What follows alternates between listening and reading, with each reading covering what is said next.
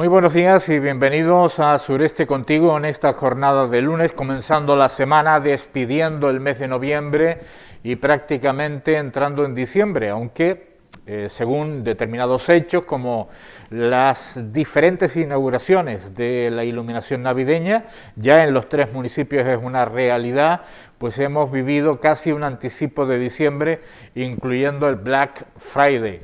Hay otras novedades informativas de interés, evidentemente. Pasa por la isla de La Palma.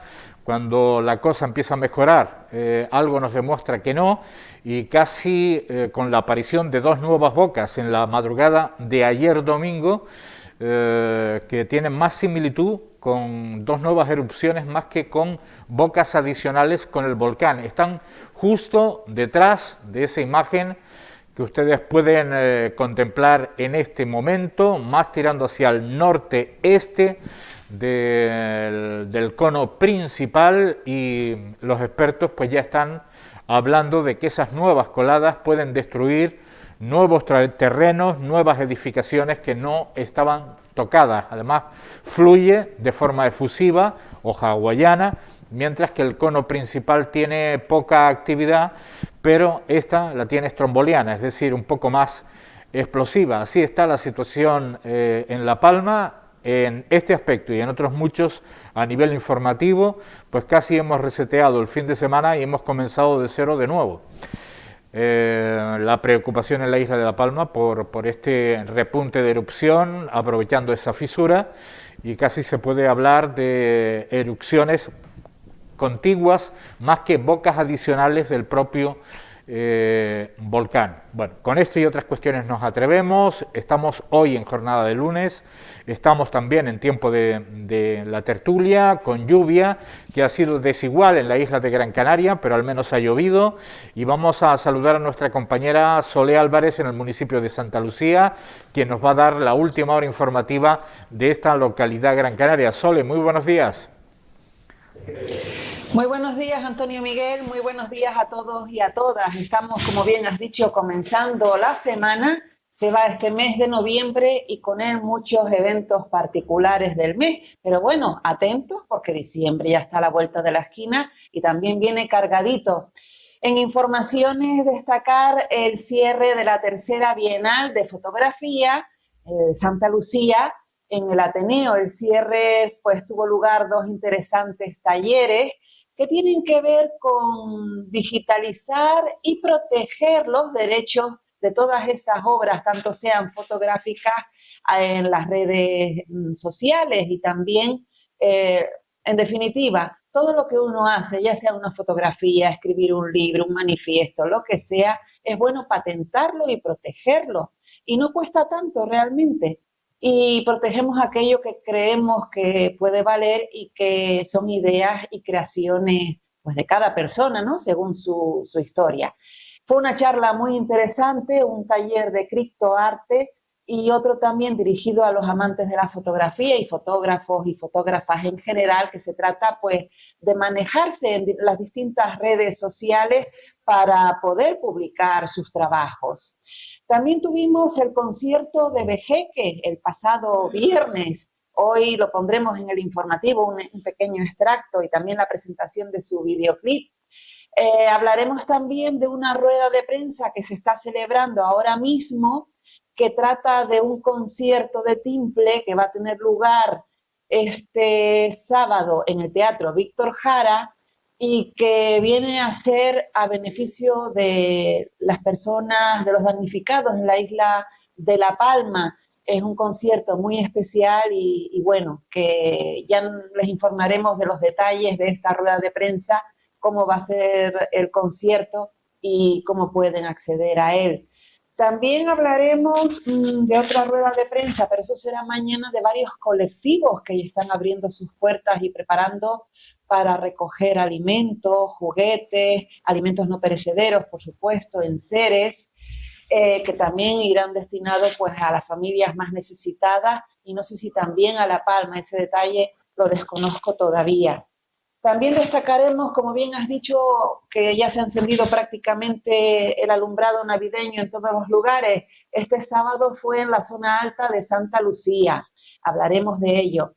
e iremos abriendo boca y apetito, pero eso será la próxima semana, a las aceitunas, a las naranjas, a los bizcochuelos, porque están las fiestas de Santa Lucía. Pero antes creo que tenemos las de San Nicolás en Sardina del Sur.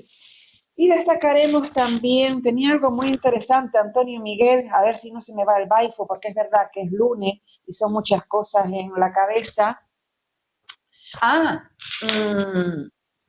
Te lo voy a decir, A la sombra de un girasol. Es un libro que publicó Guillermo Suárez y que, bueno, vamos a hablar de este libro para animar a la gente, sobre todo, que si les encanta leer y hay muchos libros que se han presentado, pues ahora de cara a la Navidad, yo creo que es un libro que promete. Y sintiendo también el fallecimiento de Almudena Grandes, ¿verdad? Que fue una noticia un poco que no se la esperaba uno, ¿verdad? Una escritora bastante, a nivel nacional, bastante importante. Y es lo que teníamos que destacar en Santa Lucía, Antonio Miguel. Bueno, pues muchísimas gracias, Sole. A la sombra de un girasol hemos hablado de este libro en programas pretéritos y también con su propio autor, que nos ha contado pues esa experiencia sin duda alguna. Muchas recomendaciones en caso de elegir la lectura para esta Navidad, bien como regalo, bien como tiempo de ocio. Muchas gracias, Sole. Bien.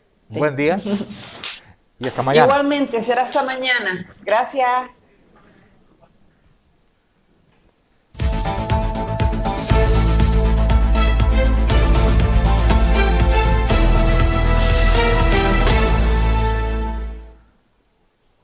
Antes de repasar la información de carácter regional, saludamos a nuestros contertulios en jornada de lunes. Antonio Artiles, muy buenos días. Buenos días. Bienvenido. Igualmente. Me extraña verle a usted con mangas de camisa, me da no sé qué. Sí, ya lo hablamos fuera de escena. Quien no está en mangas de camisa es Pepe López Vega. Muy buenos días, Pepe. Buenos días, y lluviosos además, pero que ¿Y tuve frío? que ponerme, lluviosos, sí, porque tuve que ponerme la chaquetilla porque me mojaba y además hacía frío. Lo que pasa es que alguien me dijo, y no hace mucho, dice, entre más viejo se nota más el frío. No sé si será verdad, pero yo lo estoy demostrando que es cierto. ¿Sí? Sí. Bueno, para todo hay, pero yo creo que gente joven, gente no tan joven, este fin de semana, independientemente del punto en la isla de Gran Canaria, sí se ha notado el bajón de temperaturas. Vamos a esperar que pueda ser factible la comunicación con Víctor de Pablo. En cualquier caso, tanto ayer como hoy, aunque no va a nevar, el punto de congelación es 1.800 metros de altitud. Gran Canaria con 1.900, bueno, ha cambiado ligeramente la medición, 1.950 metros de altitud, que creo que cambió a 1.956, y que ya el Pico de las Nieves no es el punto más alto de la isla de Gran Canaria, sino un roque cercano, que no recuerdo exactamente el nombre. ¿Tú de eso estabas enterado, Antonio? No me lo sé cuál es, pero no me sé el nombre. Bueno, pues ahora resulta que con las nuevas tecnologías pues se puede medir mucho más la altura de mejor. Con y los no drones. Es el Pozo de las Nieves ni el Pico de las Nieves. Bueno, con los drones ahora se... Pico y Pozo en el mismo lugar. Bueno, vamos a comenzar a repasar información. Vamos a hablar precisamente del municipio de Agüimes, del polígono de Arinaga, como ejemplo de polígonos en la isla de Gran Canaria, y una nueva empresa de origen alemán que se está instalando en el polígono de Arinaga, en la isla de Gran Canaria, pero con intención de extender su cadena de supermercados por todo el archipiélago. Así lo valoraba el alcalde de Agüimes, Óscar Hernández. Muy contento. Yo creo que lo que comentaba al principio, el valor añadido del polígono también crece con la instalación de empresas de reconocido prestigio internacional como es Aldi. Por lo tanto, llevamos trabajando lo que es la licencia y como dije, otros proyectos también complementarios, y para Agüimes, para la zona industrial de Arinaga, es muy importante. Es yo creo que el aspecto principal vinculado al crecimiento económico tiene que ver con la empleabilidad. el problema de desempleo es importante en Canarias, lo es también concretamente en el municipio, aunque tengamos un par de puntos menos que el resto de la media, pero la creación de empleo siempre favorece la mayor capacidad de la economía del local y evidentemente insular. Y además el propio proyecto tiene, va a generar casi el 100% de la energía que consume. Se une al proyecto de desarrollo sostenible del propio polígono industrial, de la zona industrial de Arinaga. Va a ser la primera comunidad energética española, no hay otro referente. Y la participación, como decía el presidente del Cabildo, entre la iniciativa pública y la iniciativa privada en proyectos sostenibles es fundamental. Vamos también a desarrollar el primer ecoparque de transformación de residuos, de tal manera que, bueno, intentamos siempre estar no solo a la vanguardia, sino en la línea del compromiso de sostenibilidad más importante. Bueno, son muchas cuestiones las que destaca el alcalde de Agüimes. Ahora sí iremos con el presidente del Cabildo de Gran Canaria, pero antes, Antonio Artiles, bueno, ¿qué te parece? Es una empresa de origen alemán que tiene muchísimos años que se instala, se ha expandido por distintos países, sobre todo en Europa, también en Australia, llega, bueno, está en España también, en la península ibérica, y llega por primera vez a Canarias, pero con una cuestión muy novedosa, además de los puestos de trabajo que puede generar, porque creo que son 50 empresas las que están trabajando en la construcción de esta gran superficie, que recordemos que es de carácter alimentario. Sí, sin duda. O sea, los supermercados estos llevan, la cadena esta lleva instalada en España no muchos años, ¿eh? Pero ahora quieren montarse aquí con 20 o 25 establecimientos. 20. Sí. Y claro, es una economía más, es un soporte de empleo más, etcétera, etcétera, porque ahí tenemos desde Bolaños a Mercadona, al otro alemán también, el de, no sé cómo se llama, está en Ingenio y está en Agüimes también.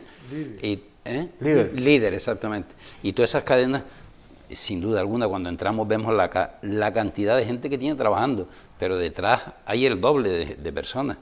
Y eso para el empleo es buenísimo, sin duda alguna. Bueno, hay varias características principales que distinguen este proyecto, entre otras cuestiones. Se va a utilizar productos de la tierra, precisamente, sí, como fuente, evidentemente, de productos, y entre otras cuestiones estamos hablando de una plataforma de distribución, es una plataforma de distribución, lo que va a estar en el polígono de Arinaga, independientemente de que pueda contar con un centro de venta, para después 20 supermercados repartidos en todo el archipiélago canario. Pero va a ser una plataforma sostenible, es decir, se va a autogestionar su propia energía, lo cual ya no es tan futuro como dicta el proyecto de desarrollo sostenible de la comarca del sureste, que dicta precisamente eso, y lo decía el propio Roque Calero. La única tendencia posible es el ir haciendo pequeñas, que por ejemplo los hoteles tuvieran autosuficiencia energética, por ejemplo. Con lo cual dejarían de estar compitiendo, subiendo y bajando precios en función de la subida o bajada de los carburantes y de los vuelos, ¿no? Y que esa es la tendencia del futuro. Se está aplicando en muchas partes y el polígono de Arinaga apuesta por ello. Pepe. Bueno, cada vez que se abre una instalación nueva, pues siempre se preocupa uno, será por deformación o algo de eso, por el personal, por la capacidad de meter gente a trabajar, no solamente de cara al público, sino los que están detrás, que son importantísimos. Bien, eso es una cuestión elemental, pero también me preocupa mucho el hecho de que se ponen 3 o 4 tiendas nuevas en los distintos municipios y la cesta de la compra sigue igual.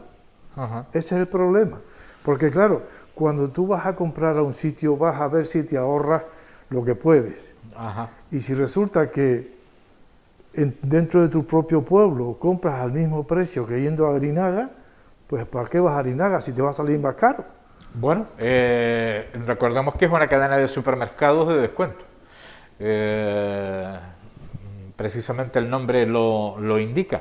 Vamos a escuchar a Antonio Morales, presidente del Cabildo de Gran Canaria, que también estaba satisfecho, la plana mayor de los regidores de nuestra región, tanto el alcalde de Agüimes, presidente del Cabildo, presidente del Gobierno, estaban en este acto. Escuchamos a Antonio Morales.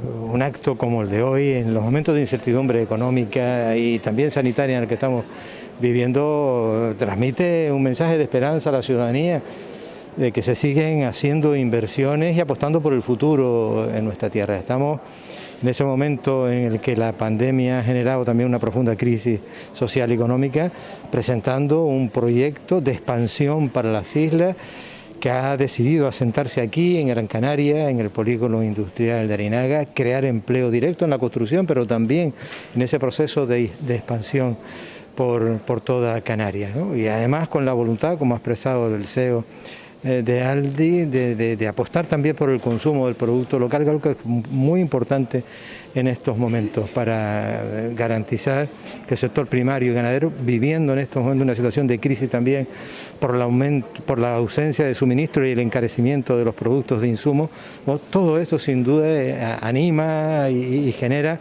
atractivos económicos de futuro y de creación de empleo y por lo tanto de lucha contra la pobreza y la exclusión social, que como saben los indicadores de Canarias son de los más altos de este país. Por lo tanto, es una noticia absolutamente positiva que agradecemos y que además hacen una apuesta por un polígono industrial. Ya saben que el Cabildo en Canarias está en estos momentos diseñando un plan estratégico para todos los polígonos.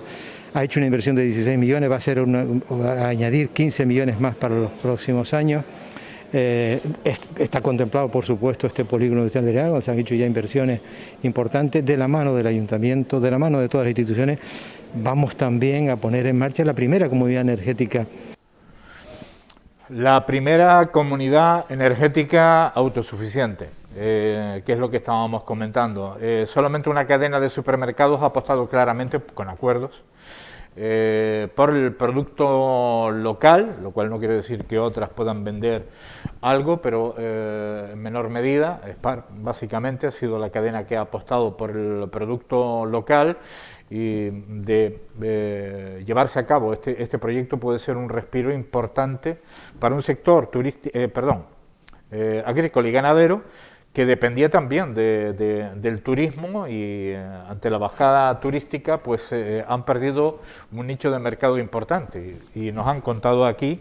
Esta semana también hablaremos intentaremos hablar con el nuevo presidente de COAC y al que dejan precisamente su cargo, de que en muchas oportunidades lo que le paga una cadena de supermercados, estamos hablando años A, le pagaba la cadena de supermercados, era inferior al coste del producto, con lo cual, por ejemplo, y tampoco se entendía, porque por ejemplo las habichuelas salían a unos céntimos, les daban unos céntimos, pero después estaban en el supermercado a 5 o 6 euros, por ejemplo, es un decir. Ustedes entienden perfectamente de agricultura y de lo que hablo. No, sin duda, pero bueno, a mí me parece muy bien las características de esta nueva... De este nuevo comercio, pero hay nosotros lo contemplamos aquí en el sureste, que en la zona de Montaña Los Vélez a Los Espinales hay una cantidad enorme y son precisamente para los supermercados que no son de Aldi, son otros supermercados, pero ahí se contempla, cuando vemos que no es la tradicional agricultura, es una agricultura muy bien estudiada y muy bien contemplada para que sea rentable hacia esos supermercados, ¿no? Ajá. Bueno, entre ellos estaba, entre una de las cosas que apenas se consiguió, simplemente se rozó, estaba el etiquetado, por el que apostaba el doble etiquetado, por el que apostaba COAC, que es saber qué es lo que estás comprando, de dónde viene, cuál es el coste y cuál es el precio.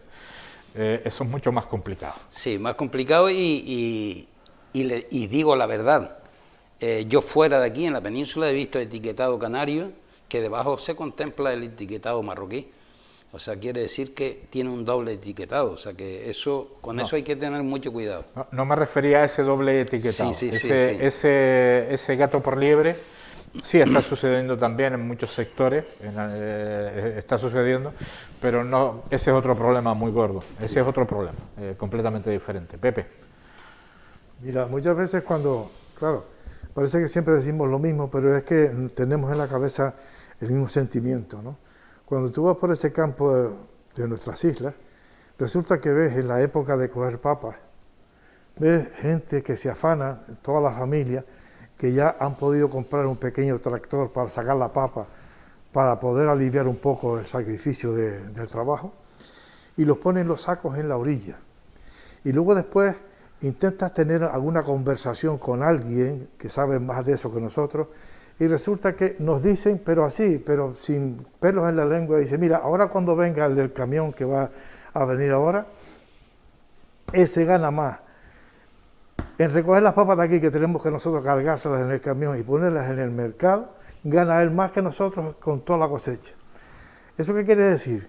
Que el intermediario, y no tengo nada contra ellos, pero es que habrá que buscarle una solución, gana más dinero solamente en el transporte desde ahí hasta donde lo va a comercializar, que el que está trabajando la tierra.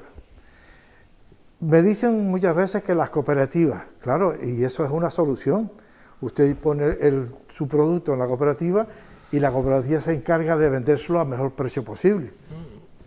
Pero claro, ha tenido sus problemas a lo largo del tiempo. Claro, pero es que las cooperativas, cuando llegan a un nivel económico suficiente, pues algo pasa, que después no funciona como se pretendía que funcionara. Ajá. Por lo tanto, ahí tenemos que poner el dedo en esa llaga, por lo menos, para que los agricultores no se vengan para la capital a cambiar un sacho por una bandeja. Bueno, esa ha sido la realidad. Hemos hablado que en torno, creo recordar que lo comentábamos no hace mucho, ¿no? En torno a 25.000 fincas pequeñas, relativamente, no fincas de producción masiva, pues se han abandonado en el archipiélago canario, que son bastante, evidentemente, ¿no? Ahora se está recuperando algo con la crisis, pero muy poquitas fincas se están poniendo en explotación, se está recuperando algo, pero evidentemente el paisaje ha cambiado, el mantenimiento del campo ha cambiado, las normas también se han endurecido para los agricultores, para los ganaderos también, la transhumancia, lo que es el pasto, es otro problema, porque también se ha limitado tremendamente en la isla de Gran Canaria. Eso ha conllevado la importación de pienso de forma masiva, que ha encarecido los productos relativos a la ganadería, y se buscan otras alternativas, ¿no? Hasta incluso de empresas que artificialmente produzcan pasto, que no es la primera oferta que recibe la isla de Gran Canaria y rechaza, ¿no? Pero es que es todo, es el transporte, es el pienso, además de la venta en su momento de Cialsa, que supuso un varapalo para los ganaderos, ¿no? Y los ganaderos están en el filo de la navaja actualmente en la isla de Gran Canaria. Si la agricultura se ha recuperado un 1%, los ganaderos están a punto de nada, simplemente de ser una figura tradicional, como los artesanos, en muchas oportunidades, es decir, alguien que por aquello de la tradición tiene un par de vacas y un par de bueyes. Pero todo tiene un principio. Yo creo que el principio es lo que hablaba Pepe antes de los agricultores. Tengamos en cuenta que el Merca Las Palmas, hoy en día que era el mercado de Las Palmas, se constituyó con agricultores. Sí. Eran los agricultores los que iban a vender allí. Ya se quedaron con el puesto y ahora se hacen intermediarios. ¿Y es donde está el problema? Que decías, comentabas tú. Si los agricultores volviesen lo comentabas también con las compras, que es igual. Si tú ahora mismo hay 6 supermercados y tú coges lo que te guste de los 6 supermercados, entonces ahorras dinero. El problema es que tú vas a un supermercado y ya te lo llevas todo, entonces te llevas lo barato y lo caro. Y es donde está el problema. Y con la agricultura pasa lo mismo, aunque la agricultura aquí está castigada, no solo por eso solo, sino que no tenemos agua. Bueno, no tenemos agua y además precisamente por una falta de medios en lo que se refiere a la aduana. El Estado dijo en su momento que iba a incrementar los medios. Han entrado más de 60 plagas al campo canario, más de 60 plagas. Y esto también encarece, por supuesto, entre intentar erradicar una plaga, los costes que conlleva, pues todo ello, pues en algunos aspectos ha influenciado. Vamos a escuchar al presidente del Gobierno canario, Ángel Víctor Torres, también hablando de esta cuestión. Bueno, hoy estamos en un acto de sonrisa, ¿no? Un acto de alegría después de meses de trabajo en el ecuador de una gran obra de una de las bases logísticas, una de las 5 que tiene Aldi en todo el país, con 27.000 metros, convirtiéndose en una de las naves más relevantes que hay en el conjunto de Canarias, en un polígono como el de Arinaga, que como ha dicho tanto el presidente del Cabildo como el alcalde, es uno de los espacios de carácter industrial más relevantes que tiene Canarias, que apuesta también por la sostenibilidad, con un ciclo energético que con fondos públicos y también privados va a ser modélico y, como digo, en un día en el que todas las noticias son buenas. Va a generarse trabajo, empleo, se van a abrir nuevos espacios alimentarios, llegará Aldi a Canarias, que une un prestigio de una empresa nacido en los años 40 del siglo pasado, que por cierto une el apellido de la familia Albrecht con lo de discount, con el comienzo de la palabra descuento, con lo cual ofrece un producto que es competitivo. También me sumo a la petición del Cabildo de Gran Canaria que apostemos por los productos de Canarias y de Gran Canaria, y lo hacemos en una situación como a las puertas de la Navidad, en la que turísticamente tenemos una importante ocupación, con Canarias como referente de visitas, pero en el momento en el que seguimos en el sobresalto. Parece que es la etapa de los sobresaltos diversos, pandémicos y de otra índole, con otras islas que también sufren los avatares de fenómenos naturales, pero quiero pensar que con todos esos sobresaltos seguiremos caminando en la ansiada consecución de la normalidad. Habrá pronto un pleno del Cabildo hoy mismo, ayer teníamos un consejo de gobierno, tomábamos algunas decisiones, pedirle a la justicia ratificar algunas medidas, que potenciemos la vacunación, todas las decisiones con un solo fin, y es poder terminar de vencer a este enemigo que nos cuesta terminar de tumbar, que no es otro que la COVID. Bueno, pues precisamente estamos en una etapa sobre todo en unos días de sobresalto, de ello hablaremos de inmediato. Vamos con Valentín Lumbreras, que es el director, jefe delegado de esta cadena de supermercados, de la cadena de supermercados en España. Estamos muy satisfechos de confirmar que con una inversión de más de 30 millones de euros, la plataforma logística de Agüimes contribuye al desarrollo económico de la zona y a la generación de empleo. Y volviendo a tomar las palabras del presidente y del alcalde, informarles, durante este proceso de desarrollo y construcción estamos contando con la colaboración de 17 empresas canarias. Los profesionales canarios de distintos sectores de actividad han sido decisivos para crear este proyecto que cuenta con esos avances tecnológicos. Para asegurar el crecimiento, el desarrollo y la consolidación de nuestra presencia en la isla, es para mí también un placer anunciarles que en los próximos 3 años vamos a abrir cerca de 20 nuevos supermercados en las Islas Canarias, poniendo el foco en una primera fase en Gran Canaria, en Tenerife, Lanzarote y Fuerteventura. Bueno, en relación a lo que es la creación de empleo, el establecimiento en Canarias, ya han visto que está la plana mayor de los regidores de nuestra región, isla y también del municipio de Agüimes. Es importante, pues, de cara al optimismo, evidentemente. Cualquier empresa que se precie, como también hablábamos de otra central de distribución y de venta directa al público en el polígono de Arinaga, hace muy poco con Óscar Hernández, pues sin duda es noticia para ver si nos alegramos un poco ante tantos sobresaltos. Ahora hablaremos de los sobresaltos. Pepe. Bueno, yo sigo insistiendo en lo mismo, ¿no? Está muy bien que el abanico industrial se abra, pero que también ese abanico proteja. ¿Por qué? Porque aquí se abre el abanico industrial por el gran negocio que genera para las empresas, pero yo creo que hay que seguir pensando en la gente que tiene la necesidad de comprar, porque hay gente que normalmente, y la seguirá viendo toda la vida, gente que compra compulsiva, que va a comprar porque tiene que comprar. Y claro, y si ese día no va a la tienda a comprar, parece que le falta una actividad. Dígalo usted, perdón, Pepe, en relación al pasado viernes, con el atasco monumental que se producía en torno a todos los centros comerciales por el Black Friday. ¿A cuento de qué? Sí, porque, vamos a ver, estamos ya saturados de escuchar a todos los medios de comunicación, bueno, a todos no, a gran parte, que estamos en una economía maltrecha y que estamos sufriendo atrocidades por todos sitios y que todos son lamentos y todos son peticiones para que me den, ¿vale?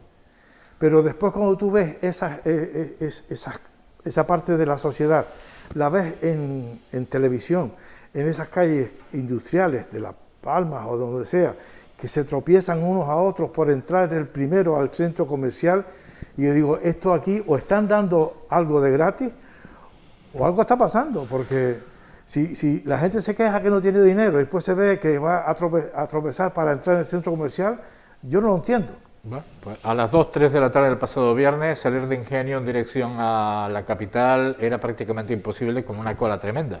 Y la cola había comenzado muchísimo antes. Lo mismo pasó con la circunvalación de Las Palmas de Gran Canaria, colapsada en dirección a Tamarceite y a Siete Palmas durante prácticamente todo el día.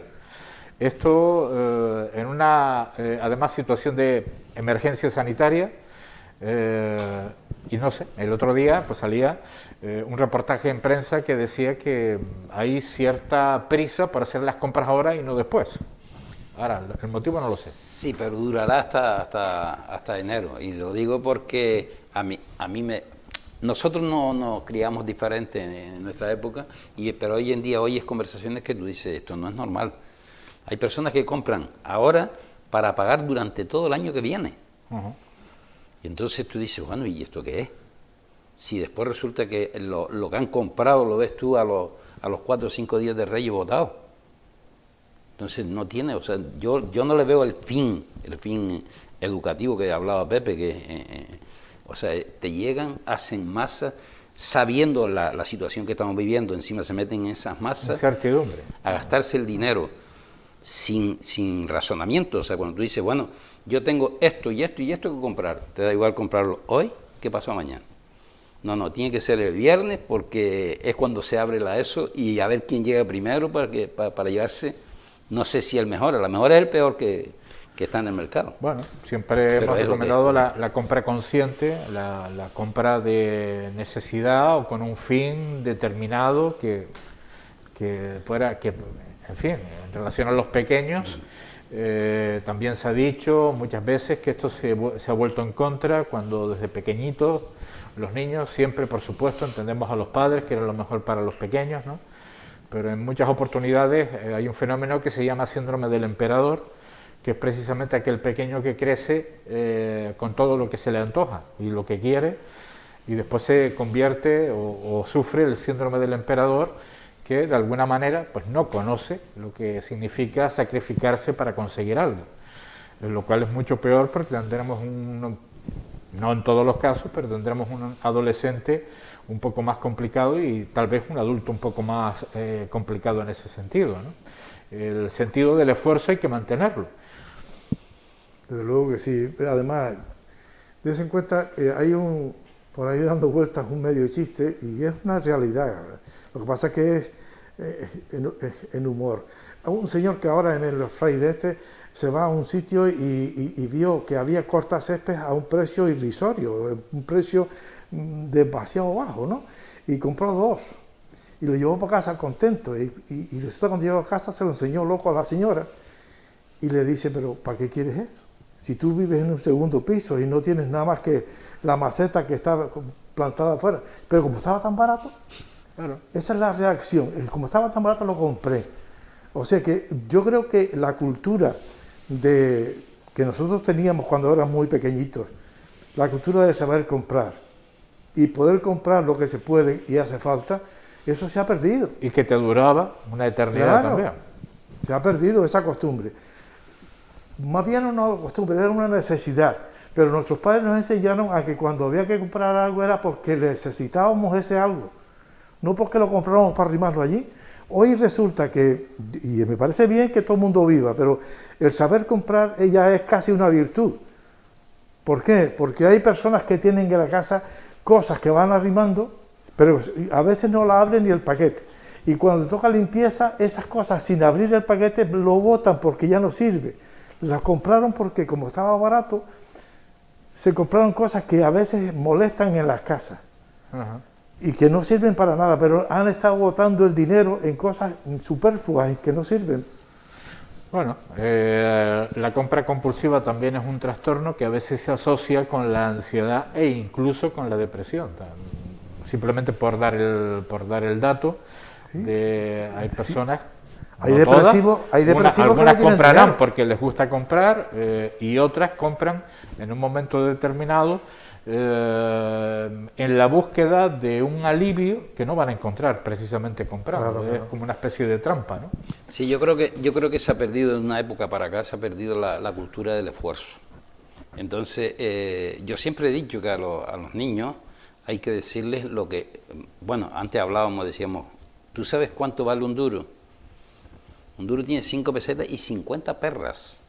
Entonces, esa cultura se está perdiendo. O sea, tú le preguntas a cualquier joven, a cualquiera, y no hablo de generaciones, no, a cualquier joven, le preguntas, no, mira, eso cuesta 6 euros. Dice, sí, eso está regalado. No, son 1000 pesetas. Entonces, cuando tú le haces pensar en 1000 pesetas, ya él retrocede y te dice, ¿y eso? No puede retroceder porque no tiene edad para pero ello. digo que porque no tiene, porque ha perdido la cultura del esfuerzo. No sabe cuánto porque cuesta nadie, ganar 1000 nadie pesetas. sabe lo que, o sea, muchos jóvenes, vamos, no tienen ni idea de lo que era la peseta. Y es normal, porque no vivieron la época. Porque ya estamos en el 21 para el 22, o sea, un joven de 21 años, ¿no? Pues, si no me equivoco, la peseta nació con el desapareció euro. en el 2001. Sí. El 1 de enero de Al final- 2001. Sí. Nació con el euro. ¿De qué se van a acordar? Decía un señor mayor, también haciendo un poco de humor con esto, que hablábamos de ese tema, dice, mire, los españoles perdimos la peseta en el 2001 y usted después lo transmite como usted quiere. Y es cierto, dése cuenta que en el 2001, cuando pasamos al euro, lo que ayer en la peseta valía 60 céntimos, Sí, hoy son 20 duros. Todos nos acordamos lo que pasó de la No. noche a la mañana. Lo que yo nunca he entendido, Pepe y Antonio, nunca lo he entendido, es cómo es posible que nosotros tuviésemos un 3,2% de subida del IPC, cuando las cosas que costaban 100 pesetas, después pasaron a costar un euro, que son un 66 pesetas más. 66% más.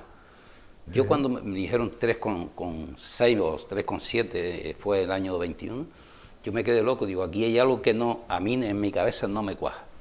Y Yo creo que se jugó con la confusión también de la gente. exactamente. Porque de repente las 100 pesetas se parecían a la moneda casi en el mismo tamaño.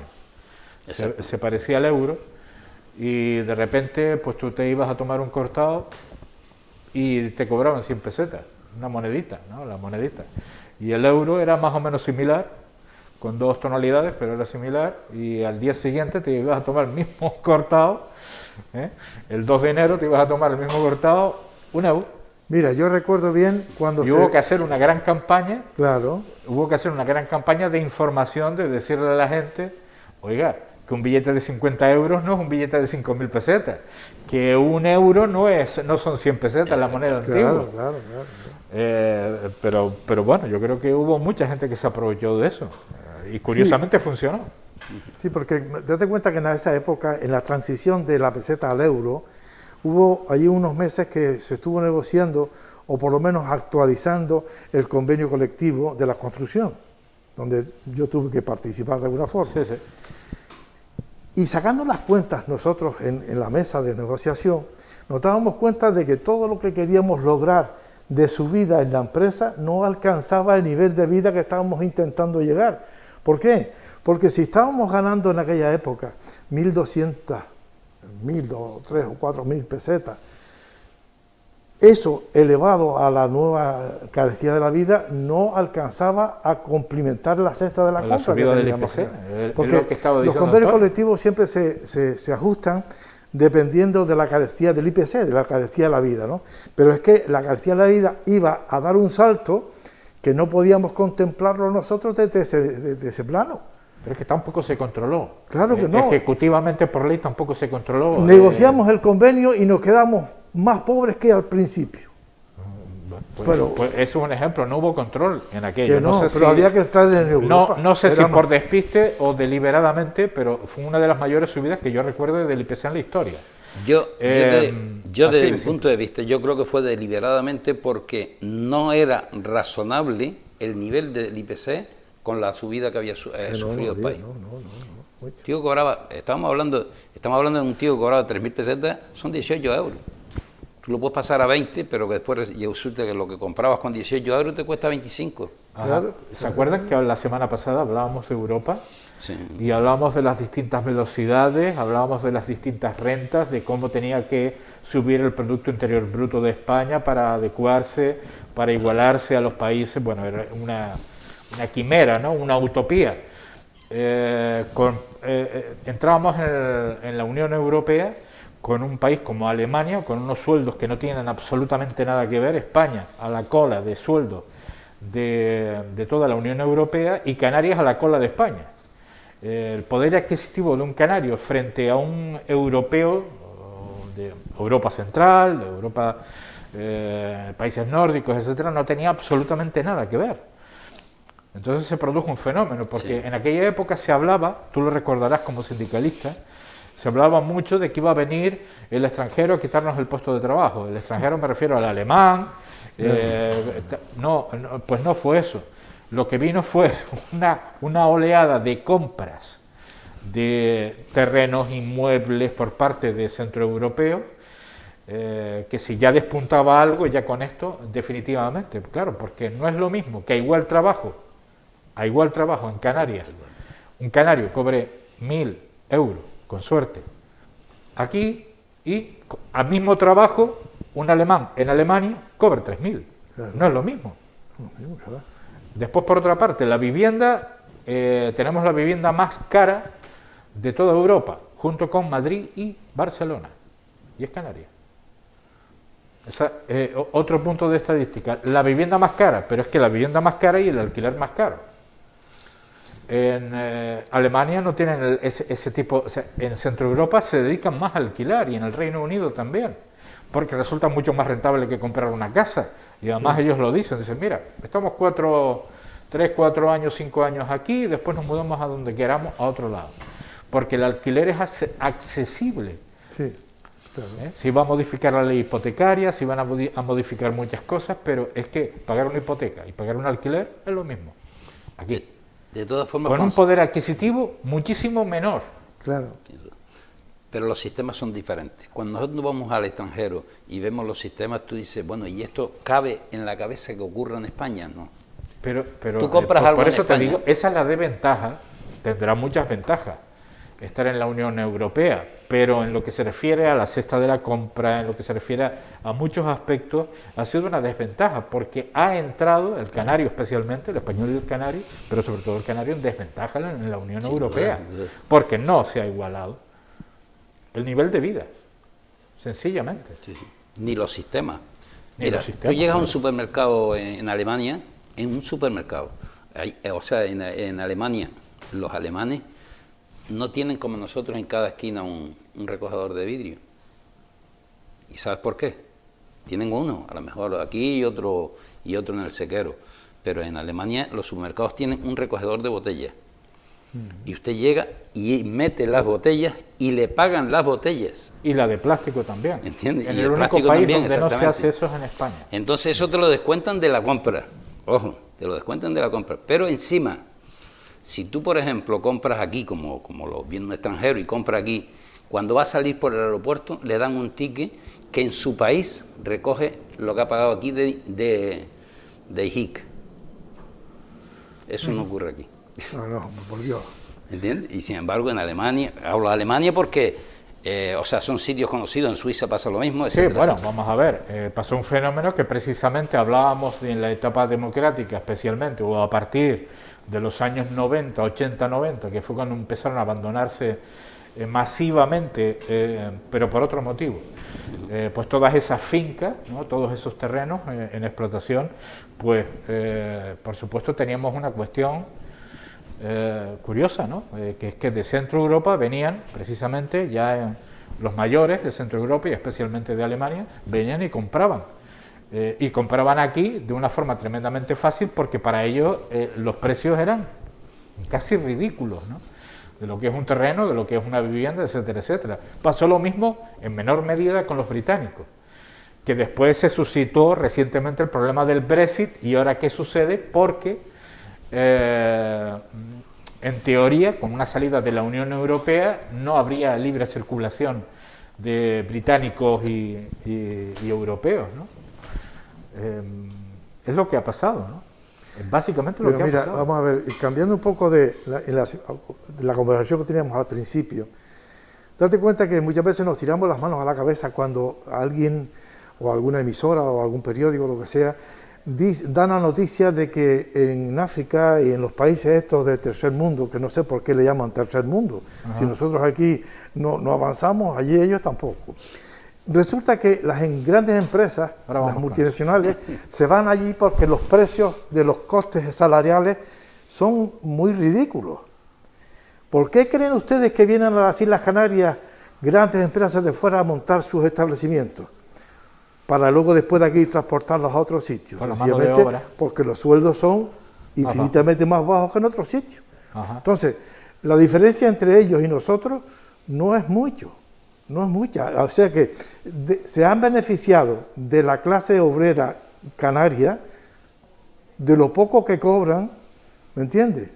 Para poder transportar después esos productos que se fabrican aquí fuera, pero es que la materia prima viene de fuera, la traen aquí, la producen, pero que claro, te das cuenta que eso... Si eso se tradujera, fíjate lo que te digo, si se tradujera en empleo, es decir, oye, mira, Canarias prácticamente no tiene paro, tiene un índice de paro muy pequeño, porque los trabajadores canarios están dispuestos a trabajar por lo que le han pagado siempre, que es los sueldos más baratos, pero es que tampoco es eso, o sea, estamos en los puestos de mayor paro de toda España. Por eso te digo. O sea, creo que tan solo nos supera Andalucía y poquito más. Son unas tasas de paro impresionantes y además, lo decía el propio presidente del gobierno, el Víctor Torres, no hace mucho, dice, pero es que no tiene sentido tener un motor tan fuerte turístico, una industria turística tan fuerte y tener al mismo tiempo una tasa de paro tan alta. Es un contrasentido, ¿no? Vamos a hablar precisamente del mal llamado tercer mundo, porque uno de los sobresaltos, ya lo hemos nombrado, las dos nuevas bocas del volcán en la isla de La Palma, que sigue sin nombre. El Cumbre Vieja, en la madrugada del domingo, habría dos bocas nuevas sobre la fisura. Entonces, de momento, parece que están a caballo entre lo que son dos bocas o dos nuevos volcanes, como ustedes prefieran, porque están sobre la fisura y al lado de la falda del volcán, echando nuevamente lava, y la emisión de dióxido de azufre se ha disparado al máximo. Más de 50.000 toneladas diarias, cuando estábamos prácticamente en 3.000, con lo cual estamos como al principio, en relación a la erupción volcánica, salvo que alguien demuestre lo contrario. Y en relación al COVID, vamos a escuchar a Ángel Víctor Torres en unas declaraciones que, yo no sé, yo tengo dudas de que los tribunales del Tribunal Superior de Justicia de Canarias acepte la propuesta del gobierno, por muy consensuada que esté, pero vamos a escuchar a Ángel Víctor. Será presentado el lunes y espero que sí, espero que tengamos el visto bueno de la justicia. En este caso estamos presentando una propuesta consensuada. Creo que toda la sociedad canaria está de acuerdo en que incentivemos el que en distintos espacios presentando un certificado COVID podamos estar todos más seguros. Lo piden también los empresarios, lo piden también los deportistas. Lo que queremos es mantener la economía con la máxima seguridad, incentivar también la vacunación. Lanzo también un mensaje a quienes no se han vacunado para que lo hagan. Hay una población ahí entre 20 y 49 años donde tenemos porcentajes más bajos, que nadie se equivoque. Quien no está vacunado puede llevar consigo a que otros se contagien, y aunque lo esté el padre, el hermano, esta gente joven que está sin vacunar, les animo a que se acerquen a hacerlo, como lo ha hecho mayoritariamente la sociedad canaria, que ha sido ejemplar. Canarias está bien con respecto al control de la pandemia por la responsabilidad de la gente de Canarias, y porque la mayoría se ha ido a vacunar. El año pasado, en época como la de ahora, incluso en el verano reciente, llegamos a tener casi 1.000 positivos en 24 horas, le dimos la vuelta porque fuimos aumentando la vacunación. Por tanto, está claro, cuantas más personas hay vacunadas, menor incidencia de la COVID. Los países de Centro Europa que tienen dificultades es porque hay porcentajes más bajos de vacunación. Canarias y España, en su conjunto, está en el 90%, por eso tenemos menos afección, con lo que la respuesta está clara: a seguir vacunando y a que se vacune quien no lo ha hecho. Bueno, tengo la percepción, sobre todo por los antecedentes, de que el Tribunal Superior de Justicia, independientemente de que haya consenso y no la denuncia presentada por 2 establecimientos del sur de Tenerife en la otra oportunidad, por mucho consenso que haya, por lo menos el tribunal o alguno de sus miembros ya ha dejado claro en otra ocasión que no está hablando de eso, está hablando de los derechos fundamentales de las personas. Yo no sé, es una impresión que tengo, ojalá se apruebe, ¿no? Yo la verdad es que es lamentable que eso ocurra, porque cuando tú dices, bueno, si las leyes tienen estos límites, lo lógico que es igual aquí que en Andalucía, que en Galicia, que en Valencia, etcétera, etcétera. ¿Cómo es posible que en Galicia, Valencia y otras de las regiones diga el tribunal que sí, y en el resto, con el mismo formulario, digan que no? O sea, eso yo no lo he entendido en mi vida, ni lo entiendo. Es a criterio. Entonces la justicia está a criterio de quien la aplica, y no debe ser así. Debe ser a criterio de lo que contenga la ley. Bueno, son las interpretaciones de la ley. Son las interpretaciones de la ley. Yo siempre he dicho, y lo sigo manteniendo además, yo no le tengo miedo a la ley, no le tengo miedo a la justicia. Le tengo miedo a los que imparten justicia, a los que administran la justicia, porque depende de cómo esté descolocada esa cabeza, me afectará o no, porque pruebas tenemos todos los días, bueno, que hay gente que ha vivido... Con todo el respeto para sus señorías, ¿no? Pues, todo el respeto que se pueda, pero hemos visto en estos últimos días una noticia que salta y a mí por lo menos me pone de mal humor. El hecho de que un señor, sin haber hecho absolutamente nada, haya estado 1 año en prisión y lo que queda en prisión preventiva sin haber hecho nada y un juez lo manda a la cárcel. Por eso le digo que la justicia estará bien que funcione, pero debe funcionar mejor quien la administra, porque eso quien administre es como un médico, si se equivoca te manda para el cementerio y este te manda para la cárcel. Bueno, por supuesto la justicia se le presupone el fin fundamental, ¿no? Que es el impartir justicia, sí, claro. Y con todo el respeto a sus señorías, ¿no? Es tu opinión, Pepe, y es verdad que en algunas oportunidades hay disparidad de criterios, como decía Antonio, que no se entiende que a la misma petición pues un Tribunal Superior de Justicia diga sí y otro diga no. Pero sus señorías tienen la palabra, nunca mejor dicho. Y aquí entramos en otra cuestión, porque otro de los sobresaltos es la nueva variante del coronavirus, llamada Omicron, que ha surgido en Sudáfrica y que tiene, en principio, si no en jaque, por lo menos en emergencia, entre comillas, a todo el planeta. Lo digo especialmente, o en pánico, en cierto pánico. Y desde aquí digo que no cunda precisamente el pánico, ¿no? Desde Sudáfrica dicen que no entienden qué es lo que está pasando en el resto del planeta porque se ha vuelto loco, por las limitaciones de viajes, por el cierre de fronteras, etcétera, etcétera, etcétera, porque bueno, hay una nueva variante del coronavirus con una serie de mutaciones que son más de 50 y 30 en la espiga, lo cual es una variante absolutamente...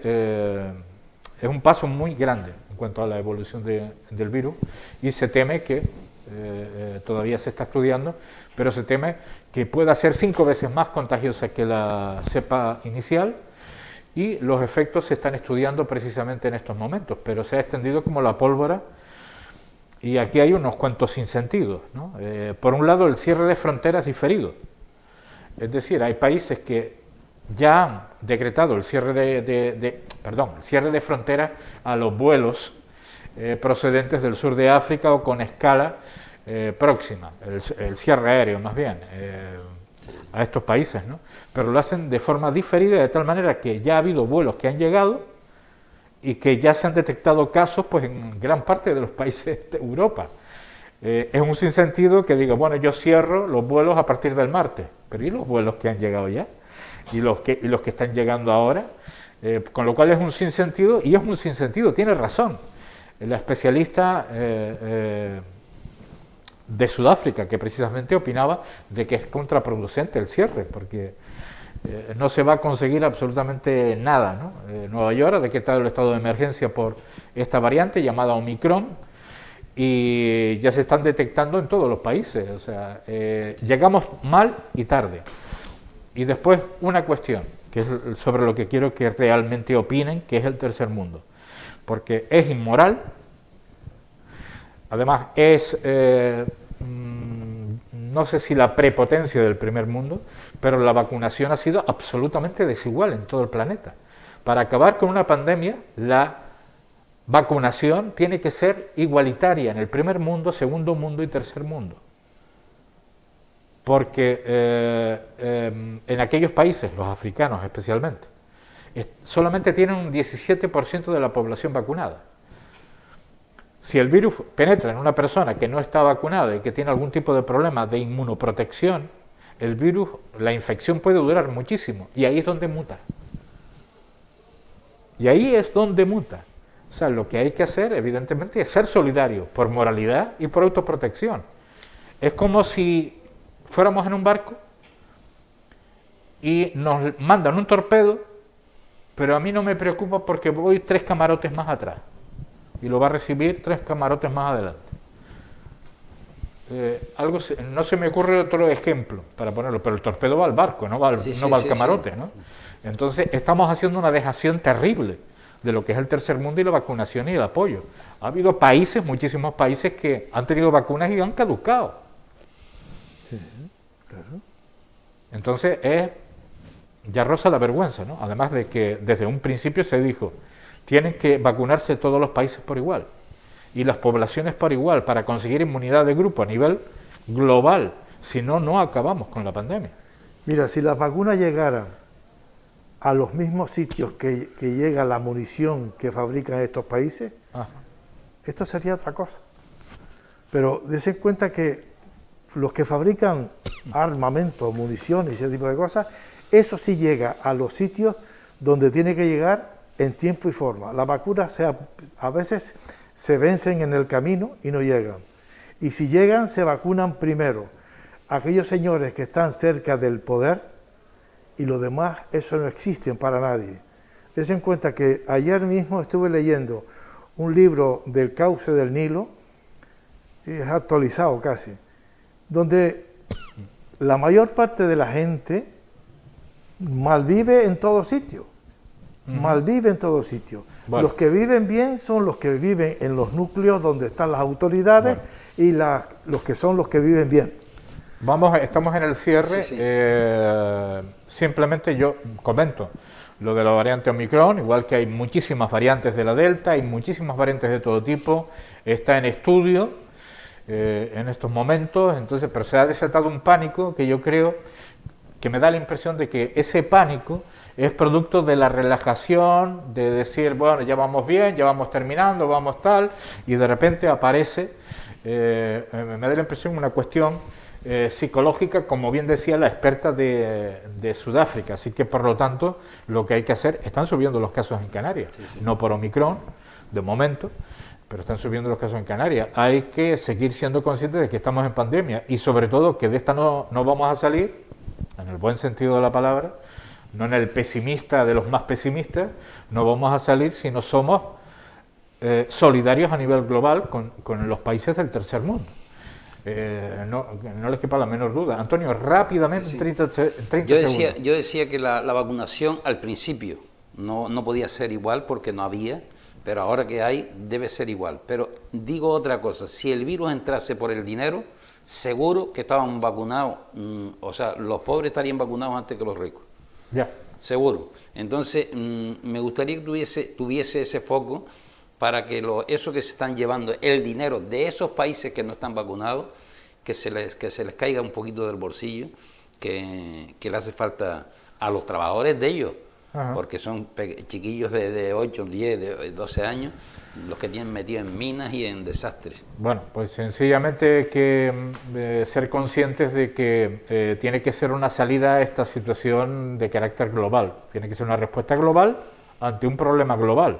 No vale, yo me parapeto en mi país, cierro fronteras, porque además tampoco va a servir de mucho, ya a estas alturas, porque muchos países que han cerrado vuelos con África o con escala en los países del sur de África, ya cuentan con casos en el interior de su país, porque era normal, porque estamos ante un problema global, y a un problema global soluciones globales, es que no queda otra, y parece que eso no lo entendemos, y lo dice la jefa en este aspecto de epidemiología de España, la presidenta.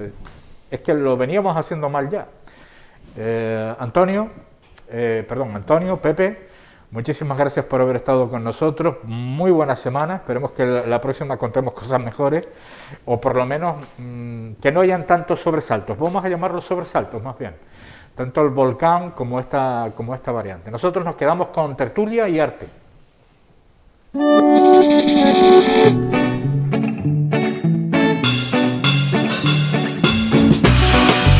Les presentamos el último contenido semanal de Tertulia y Arte. Esta semana hemos tenido el placer de contar en nuestra mesa de tertulias virtual con el escritor Luis Alberto Serrano y el artista multidisciplinar Ildefonso Aguilar. Comenzando por las recomendaciones artísticas y literarias, Luis Alberto Serrano nos recomienda la obra artística de Manolo González y del cineasta Juan Carlos Falcón. Asimismo, y con relación a la literatura y en cuanto a la insularidad, Luis Alberto Serrano recalca lo siguiente. Yo soy ciudadano del mundo, aunque me considero un canario que nació en Madrid. Pocas historias he escrito que tengan un marcado carácter regionalista. Creo que como creador soy más universal, relato de historias que son de carácter inespecífico en tiempo y lugares.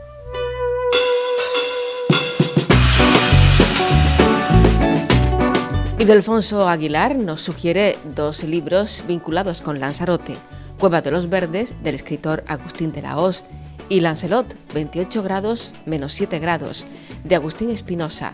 Asimismo, el artista reflexiona sobre el estado actual del panorama artístico en Canarias y apunta lo siguiente.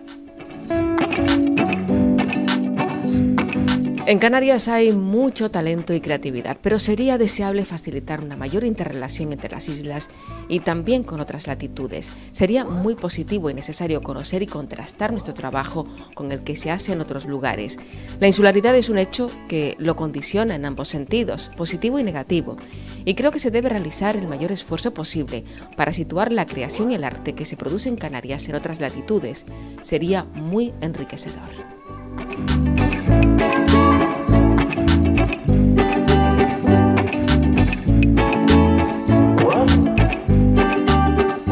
También hemos acompañado nuestro café virtual con las letras de Pablo Cedrés, con su libro Claudia y los espejos mágicos. En él se narra la vida de Marta, una niña de 10 años a la que su padre abandonó cuando era un bebé y que además sufre acoso escolar y no tiene amigas. Por suerte conoce a la reina Claudia, quien le brinda su amistad y consejo, tal y como apunta su autor. Cuando estaba escribiendo esta historia pensaba en todo momento en que el texto debía tener una serie de mensajes para los niños y en especial mi hija Claudia los asimilaran sin olvidarme, por supuesto, de que la lectura les resultara entretenida. Asimismo, espero que al leerlo comprendan que llevarse bien con todo el mundo siempre es más divertido. Ese es uno de los objetivos de este libro.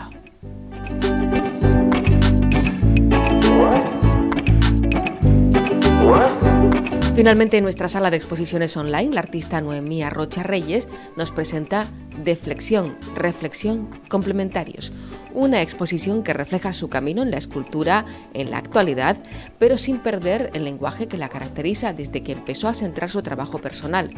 En palabras de la propia artista, las series de flexión, reflexión y complementarios aunan a través del lenguaje del dibujo, la forma y el color, un lenguaje formal complementado con la materia. Aquí la piedra se vuelve delicada, voluble, transparente, una constante en mi obra, pero a su vez mantiene la connotación establecida del propio material que todos conocemos. Una dialéctica contradictoria, pero constante en la sociedad, que además aborda múltiples puntos de vista de la obra escultórica, donde esta forma parte de un todo con toques escenográficos cambiantes, donde todos actuamos y pertenecemos a la misma.